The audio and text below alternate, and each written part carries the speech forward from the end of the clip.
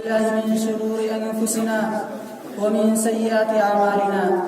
من يهده الله فلا مضل له ومن يضلله فلا هادي له ونشهد أن لا إله إلا الله وحده لا شريك له ونشهد أن سيدنا ومولانا محمدا عبده ورسوله أما بعد أعوذ بالله من الشيطان الرجيم بسم الله الرحمن الرحيم قل هو الله أحد الله الصمد لم يلد ولم يولد ولم يكن له كفوا أحد صدق الله العظيم صدر محترم حاضرین مجلس عزیز ساتھیوں اور مشفق اساتذہ کرام، حق تعالی شانہ نے مجھے آپ حضرات کے سامنے کچھ بیان کرنے کا موقع عنایت فرمایا۔ دعا کریں کہ اللہ تعالی مجھے صحیح بولنے اور اس پر عمل کرنے کی توفیق عطا فرمائے۔ ابھی میں نے آپ حضرات کے سامنے قرآن کریم کی ایک سورت تلاوت کی ہے جس کا ترجمہ یہ ہے،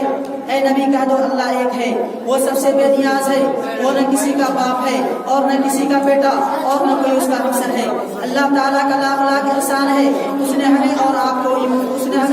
ایمان کی دولت سے نوازا اور ایسے نبی کی امت میں پیدا فرمایا جو امام الانبیاء خاتم النبیین والمرسلین صلی اللہ علیہ وسلم ہیں۔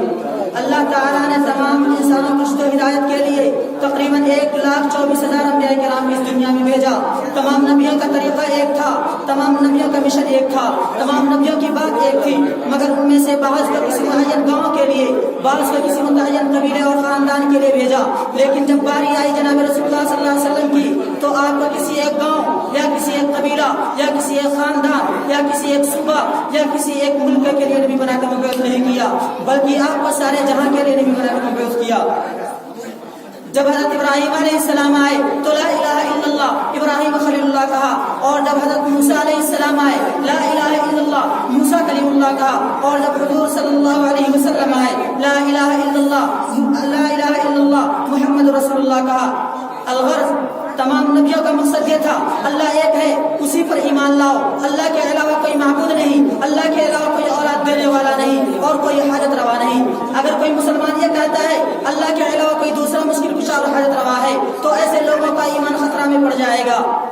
اسی توحید کو سمجھانے کے لیے تمام انبیاء کرام آئے اور طرح طرح کی تکلیفیں برداشت کی۔ اسی توحید کو قرآن میں مختلف انداز میں مختلف جگہ بیان کیا گیا ہے۔ اگر کہیں کہا گیا ہے قل هو اللہ احد اللہ الصمد تو کہیں کہا گیا ہے وَإِلَٰهُكُمْ إِلَٰهٌ وَاحِدٌ، اگر کہیں کہا گیا ہے اللہ لا الہ الا هو الحی القیوم تو کہیں کہا گیا ہے یا اہل الکتاب تعالوا إِلَىٰ كَلِمَةٍ سَوَاءٍ بَيْنَنَا وَبَيْنَكُمْ أَلَّا نَعْبُدَ إِلَّا اللَّهَ وَلَا نُشْرِكَ بِهِ شَيْئًا، اگر کہیں کہا گیا ہے وعنده مفاتح الغیب لا يعلمها الا هو تو کہیں کہا گیا ہے انا يكون له ولد ولم تكن له صاحبہ، اگر کہیں کہا گیا ہے یا صاحبی السجن ارباب متفرقون خیر من الله الواحد القهار تو کہیں کہا گیا ہے ما تعبدون من دونه الا اسماء سميتموها انتم وآباؤكم ما انزل الله بها من سلطان۔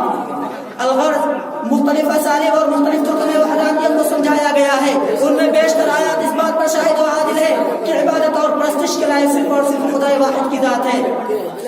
صدر محترم، مگر شیطان انسان کا پورا دشمن ہے، جس کو قرآن نے اس طرح بیان کیا ہے ان الشیطان للانسان عدو مبین۔ لیکن افسوس آج کچھ مسلمان شیطان کے مکر و فریب میں آ کر توحید باری تعالیٰ میں انبیاء اور اولیاء کو شریک کرتے ہیں۔ کسی نے نبی کے مختار کل ہونے کا عقیدہ رکھا تو کسی نے حضرت علی کو مشکل کشا اور حاجت روا گردانا تو کسی نے شیخ عبد القادر جیلانی کو اولاد دینے والا اور بیوی بنانے والا سمجھا تو کسی نے اجمیری کے قبر پر سجدہ ریزی کو جائز سمجھا۔